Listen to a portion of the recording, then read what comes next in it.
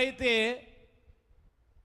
అలా లేపబడ్డారో దేని వారులారా, వారందరూ కూడా మరలా చనిపోయారు. వారు యుగ యుగాలు సజీవులుగా బ్రతకలేదు.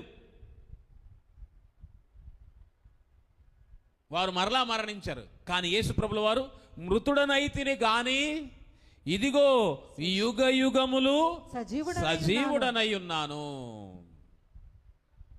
ఆయనకి ఇక మరలా మరణం లేదు. ఆయన యుగ యుగాలు సజీవుడైనటువంటి ప్రభు. అందుకే మొదటి వాడను కడపటి వాడను అంటున్నాడు. జీవించువాడను నేను. అందుకే యేసు ప్రభు పునరుత్థానం ఎంత ప్రత్యేకమైనదో మనకు అర్థం కానప్పుడు ఈరోజు లోకంలో ఉన్న చాలామంది అందుకని వారికి అర్థం కాకనే వారు అపార్థం చేసుకుంటున్నారు. అందులో ఏముందండి ప్రత్యేకత? చాలామంది ఉన్నారు కదా ప్రపంచంలో, అలా మరణంలోనికి వెళ్ళి మళ్ళా బ్రతికిన వాళ్ళు అనుకుంటూ ఉంటారు. వారి మరణ పునరుత్థానాలు వేరు. యేసు ప్రభు పునరుత్థానం నిజమైన పునరుత్థానం. ఆయన ఇంకా సజీవుడుగా ఉన్నాడు యుగ యుగాలు. ఇక మరణము ఆయనకు సమీపించదు.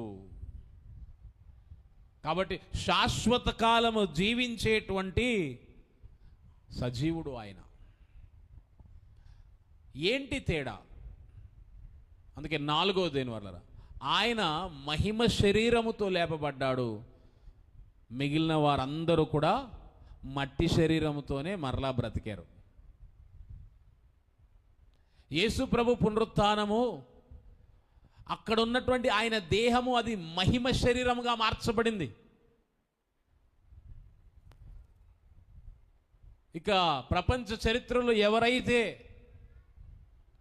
మరణించిన తర్వాత లేపబడ్డారో వారందరూ మరలా మట్టి శరీరంతో లేచారు.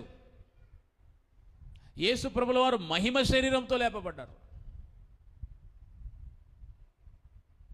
అందుకే